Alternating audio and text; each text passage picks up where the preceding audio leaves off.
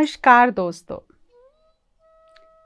आत्मयोगी भवा की इस कड़ी में पीएमसी हिंदी आप सभी का हार्दिक अभिनंदन करता है।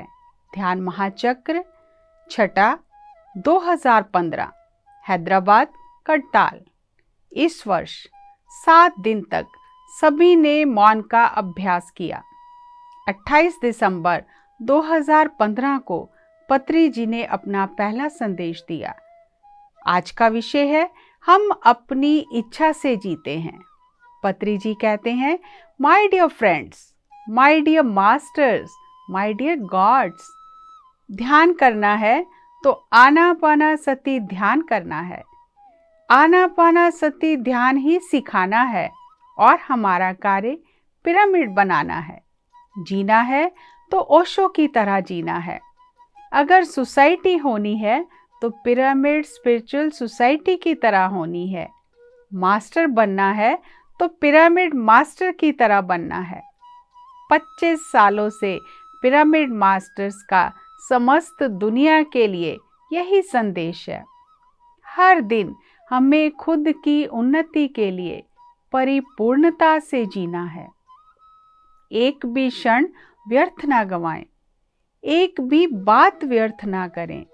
जब हम बात करते हैं तो हमारे मस्तिष्क में एक भी फालतू विचार नहीं होना चाहिए। द्वा सुपर्णा सयुजा सखाया समानम वृक्षम परिष्वजाते त्योरन्यरु पिप्लम स्वादत्य अन्य अन्य शन्यो अभिचाक्ष्यति। द्वा सुपर्णा 2 स्वर्ण पक्षी हैं। सखाया दोनों सखा हैं। समानम वृक्षम एक ही जगह पर यानी शरीर रूपी वृक्ष पर ये 2 पक्षी हैं। इस शरीर का आश्रय 2 स्वर्णिम पक्षी लेते हैं।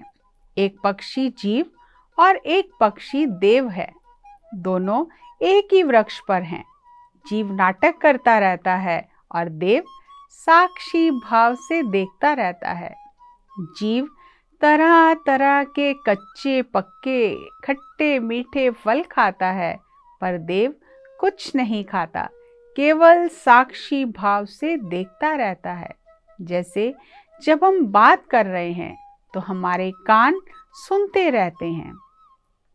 कान हमारी बातों के साक्षी हैं। जब आप गा रहे हो तो अपने गाने को सुनने वाले भी आप हो। हम जीवन जीते हुए बिना साक्षी भाव के नहीं रह सकते। हम ही अपने कर्मों के साक्षी हैं।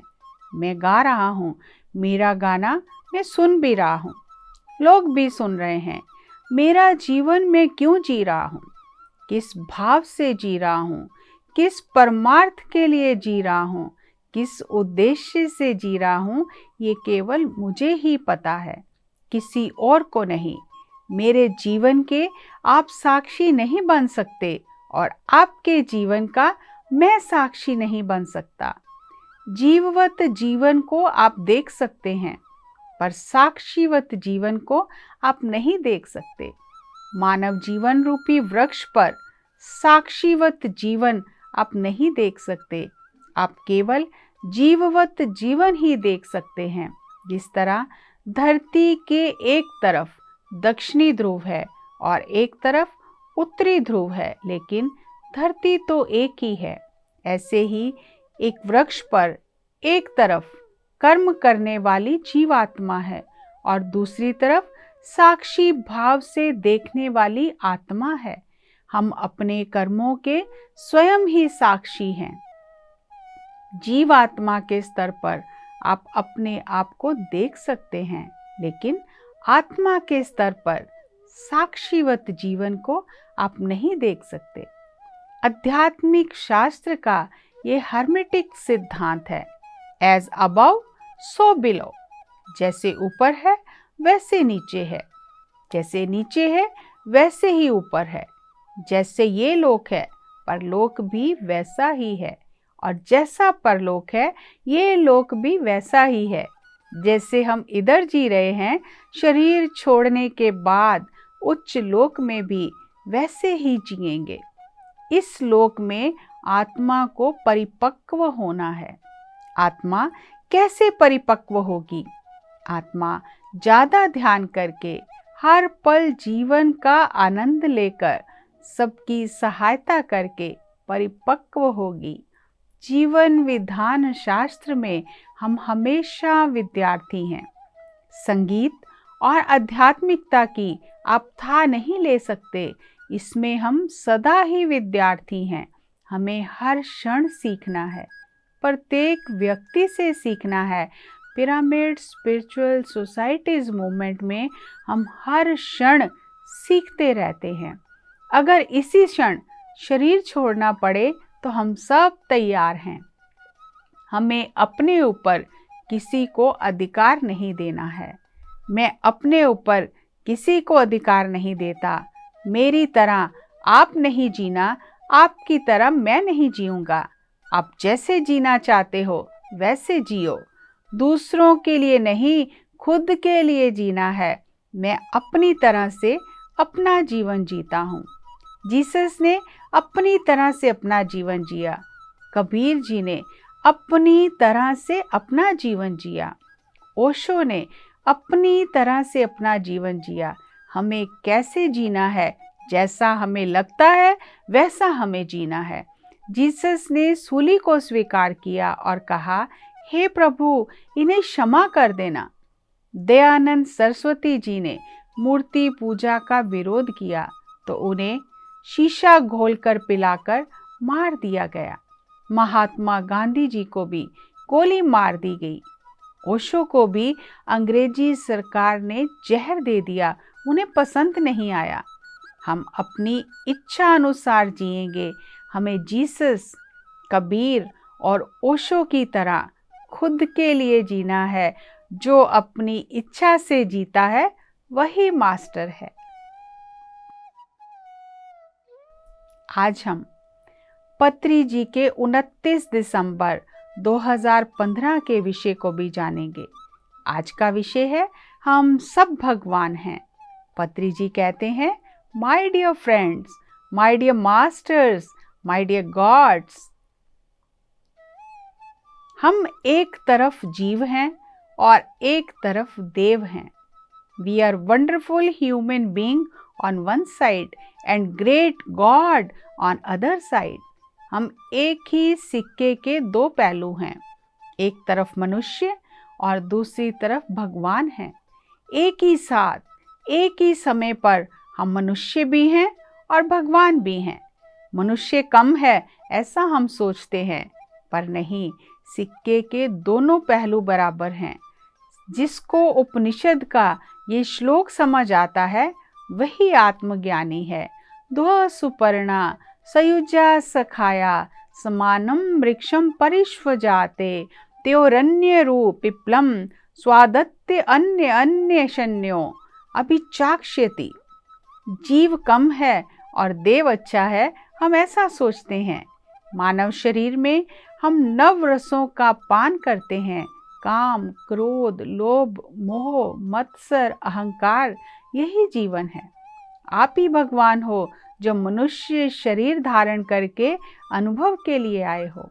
हम खुद के बारे में नहीं जानते, इसलिए रोते रहते हैं। हम भगवान को ढूंढने के लिए दूर दूर जा रहे हैं। एक भगवान ही भगवान को ढूंढने जा रहा है।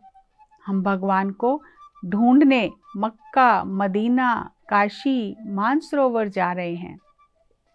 एक भगवान ही दूसरे भगवान को ढूंढ रहा है। All the world is a stage. We are all mere actors. We strut and fume, do our part and depart. Mahabharat के युद्ध में अभिमन्यु के मरने के बाद अर्जुन बहुत दुखी हुआ। श्री कृष्ण अर्जुन को उस लोक में लेकर गए जहाँ अभिमन्यु था। अर्जुन जब अभिमन्यु को देखकर गले मिलने लगा तो अभिमन्यु ने कहा, तुम कौन हो? तुम्हारे आने से मेरी शांति भंग हो गई है। तुम जाओ, मेरी शांति भंग मत करो। मैं यहाँ पर बहुत आनंद से हूँ। और यहाँ हम समझते हैं कि हमारा सबके साथ जन्म जन्मों का बंधन है। ये सब अज्ञान की बातें हैं। जो मर जाते हैं हम उनकी आत्म शांति के लिए तर्पण करते रहते हैं। हम सोचते हैं वो अशांत हैं, हमें उनकी शांति के लिए कुछ करना है, लेकिन वास्तविकता ये है कि हम इधर अशांत हैं और वह उधर खुशी से हैं। एक बार अप्सरा उर्वशी अर्जुन पर मोहित हो गई। अर्जुन ने कहा, आप मेरी माता के समान हो। ये कहकर अर्जुन ने उसकी इच्छा को नकार दिया। उस समय उर्वशी ने अर्जुन को श्राप दे दिया कि तुम 1 साल तक नपुंसक बनकर रहोगे, क्योंकि तुमने मेरी इच्छा का अपमान किया है। ये श्राप ही अज्ञातवास के समय अर्जुन के लिए वरदान बन गया। कोई भी श्राप हमारे लिए श्राप नहीं है। जैसा आप लेते हो वह वैसा ही बन जाता है, ये आपके ऊपर है। सुज्ञानी को श्राप भी वरदान हो जाता है और अज्ञानी के लिए वरदान भी अभिशाप बन जाता है। हर एक वर अज्ञान से श्राप हो जाता है और ज्ञान से श्राप भी वरदान बन जाता है। हिरण्यकश्यप ने प्रहलाद से पूछा, तुम्हारा भगवान कहाँ है? प्रहलाद ने कहा, वे कण कण में है। सुज्ञानी के लिए जो बात कर रहा है वह भी भगवत तत्व है। हिरण्यकश्यप ने कहा, क्या इस स्तंभ में भी है? तो प्रहलाद ने कहा, हाँ, इस स्तंभ में भी है। जैसे ही हिरण्यकश्यप ने स्तंभ पर वार किया, उसमें से नरसिंह भगवान प्रकट हुए और हिरण्यकश्यप का वरदान ही उसके लिए श्राप बन गए। एक बार संत ज्ञानेश्वर अपने गुरु से मिलने जंगल में गए। वहां पुरातन शिव मंदिर में गुरु शिवलिंग पर पांव रखकर सोए थे। संत ज्ञानेश्वर ने गुरु से कहा, ये पाप है, आप अपने पांव नीचे रखें। जैसे ही उन्होंने पांव नीचे किए तो वहां एक शिवलिंग और आ गया। जहां जहां गुरु ने पांव रखे वहां वहां शिवलिंग आ गया। तब संत ज्ञानेश्वर को ज्ञान प्राप्त हुआ कि ईश्वर हर जगह है। एक ही चीज गलत है, मांसाहार करना, जानवरों को मारना, अहिंसा परमो धर्म। हर एक घर में पिरामिड हो, हर एक घर में ध्यान हो। हम समय और वाक व्यर्थ ना करें। देखना भी व्यर्थ ना हो, करना भी व्यर्थ ना हो, सुनना भी व्यर्थ ना हो। जो नहीं सुनना वह ना सुने। सुकरात की पत्नी जेनेतेपे हमेशा शिकायत करती रहती थी, लेकिन सुकरात उसकी कोई बात नहीं सुनता था। जो ज़रूरत नहीं है वह नहीं देखना, जो ज़रूरत नहीं है वो नहीं सुनना, जो ज़रूरत नहीं है वो नहीं बोलना, जो शरीर को ज़रूरत नहीं है वह नहीं खाना। यदि आप समय व्यर्थ गवाते हो तो आप मास्टर नहीं हो। आइए दोस्तों, पत्री जी द्वारा बताए गए इन दोनों विषयों को थोड़ा और गहराई से समझते हैं। पहले विषय में आया हर्मेटिक प्रिंसिपल। यह हर्मेटिक सिद्धांत क्या है? इसमें 7 सिद्धांत हैं। सबसे पहला सिद्धांत है मानसिकता का सिद्धांत, यानी सब कुछ का सृजन करता मन है।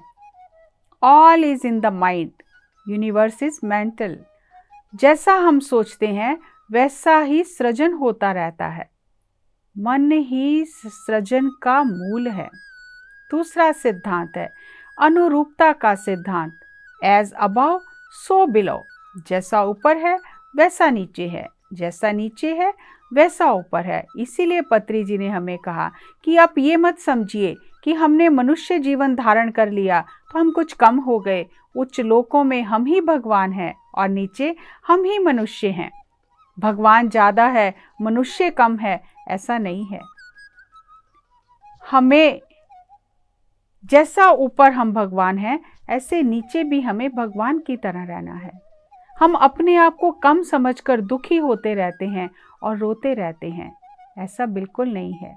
एज अबव सो बिलो, जैसा ऊपर है वैसा ही नीचे है। अज्ञानता के कारण हम परेशान होकर दुखी होते हैं कि हम कुछ कम हैं, धरती कुछ कम है, उच्च लोक ज़्यादा अच्छे हैं, उच्च लोक में जीवन ज़्यादा अच्छा है। नहीं, जैसा ऊपर है वैसा ही नीचे है। तीसरा सिद्धांत कंपन का सिद्धांत। हर चीज इस ब्रह्मांड में चलती रहती है, सब चीज कंपित होती रहती है, ऊर्जा अलग अलग स्तर पर संबंधित होती रहती है, कुछ भी ठहरा हुआ नहीं है, कुछ भी रुकता नहीं है। चौथा सिद्धांत है विभिन्नता या विरोधाभास का सिद्धांत। हर एक चीज में द्वैत है, हर एक चीज का विपरीत जोड़ा है। जैसे विपरीत प्रकृति में साथ साथ चलते हैं, लेकिन उनकी जो स्तर है वो भिन्न भिन्न होता है। जैसे हम कहते हैं अच्छा बुरा,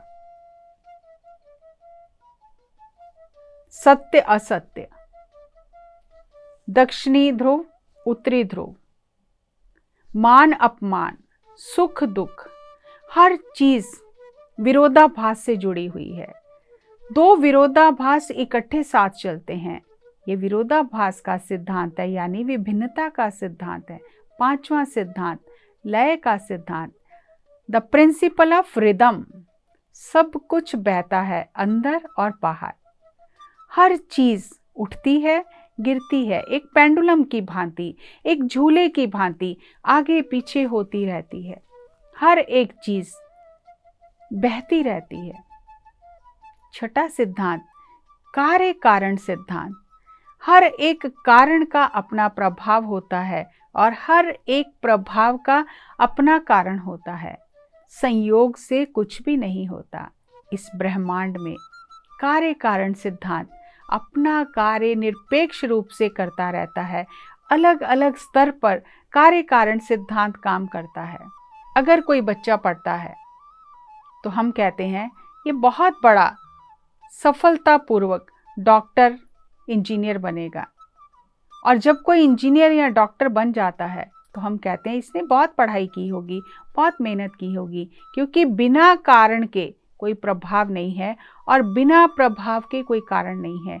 हर चीज़ एक दूसरे से कार्य कारण से जुड़ी हुई है। सातवां सिद्धांत है लिंग का सिद्धांत, प्रिंसिपल ऑफ जेंडर। हर एक चीज़ में नर और मादा दोनों गुण होते हैं।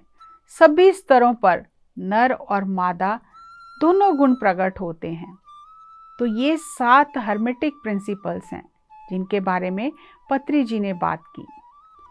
और पत्री जी ने ये कहा कि 2 स्वर्ण पक्षी हैं, जिसको बार बार पत्री जी हमें कई और विषयों में भी बता चुके हैं कि हम अपने आप को कम ना समझें। हम ही भगवान हैं, हम ही जीव हैं।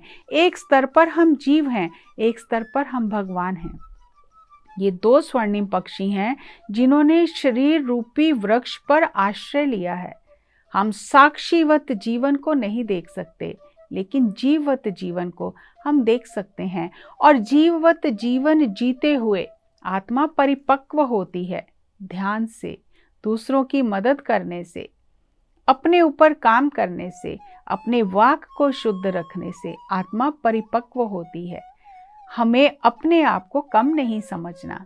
हम ही वो स्वर्णिम पक्षी हैं जो 2 तरह से जीवन जी रहे हैं, एक साक्षीवत जीवन, आत्मवत जीवन, एक जीववत जीवन, जो जीवन के खट्टे मीठे कड़वे अनुभव लेता है। लेकिन हम उन अनुभवों में इतना डूब जाते हैं, हम ये भूल ही जाते हैं कि मैं शरीर नहीं, मैं आत्मा हूँ जो अनुभव लेने आई है। हम मानव जीवन में 9 रसों के साथ अभिनय करते हैं। ये रंगमंच है जहाँ पर हम अपना अपना अभिनय कर रहे हैं। तो हमें इस जीवन में इस सत्य को समझना है कि मैं केवल शरीर नहीं, मैं भगवान हूँ, मैं आत्मा हूँ। और हम आत्मवत जीवन के साक्षी हैं। हम स्वयं ही अपने जीवन को देख रहे हैं। हम दूसरे के जीवन के साक्षी नहीं बन सकते और दूसरा हमारे जीवन का साक्षी नहीं बन सकता। हम सोचते हैं कि यहाँ हमारा सबसे जन्मों जन्मों का बंधन है। जैसे पत्री जी ने कहा कि जब श्री कृष्ण भगवान अर्जुन को लेकर गए जहाँ जिस लोक में अभिमन्यु था, तो अभिमन्यु ने कहा मेरी शांति भंग मत करो, मैं यहाँ शांति से हूँ, मज़े से हूँ, आप जाओ यहाँ से। हम यहाँ नीचे सोचते हैं कि जो शरीर छोड़कर चले गए हैं उनकी शांति के लिए हमें कुछ करना है, लेकिन यहाँ तो बिल्कुल उल्टा है। हम यहाँ अशांत हैं और वो वहाँ आनंद से हैं। तो इसलिए हम इस जीवन को समझें, इस रहस्य को समझें कि हमारा किसी से जन्मों जन्मों का संबंध नहीं है। एक आत्मा अलग अलग तरह से जीवन में अभिनय करती है और जब उसका अभिनय समाप्त हो जाता है तो इस जीवन से चली जाती है, लेकिन हम फिर भी उसे पकड़ कर रखे रखते हैं और रोते रहते हैं, जबकि उसका वो भूमिका समाप्त हो गई और वो चला गया। ईश्वर हर जगह है। जो इस बात को जानते हैं, इस बात को अनुभव करते हैं, उनके लिए श्राप जैसी कोई चीज तो है ही नहीं। श्राप भी उनके लिए वरदान बन जाता है और जो अज्ञानी है उसके लिए वरदान भी अभिशाप बन जाता है, जैसे हिरण्यकश्यप के लिए हुआ, रावण के लिए हुआ। तो एक ही चीज का हमें ध्यान रखना है कि अहिंसा परमो धर्म, जानवरों को मारना नहीं है, ध्यान करना है। हर घर में पिरामिड हो, हर घर में ध्यान हो। हम अपने समय को, वाक को व्यर्थ ना करें। जो भी देखें, जो उचित है उसी देखें। जो बोलना है, जो उचित है उसे बोलें।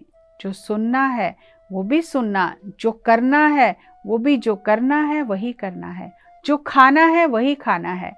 उचित अनुचित सब कुछ खाते रहेंगे तो हम अपने शरीर का ही नुकसान कर लेंगे।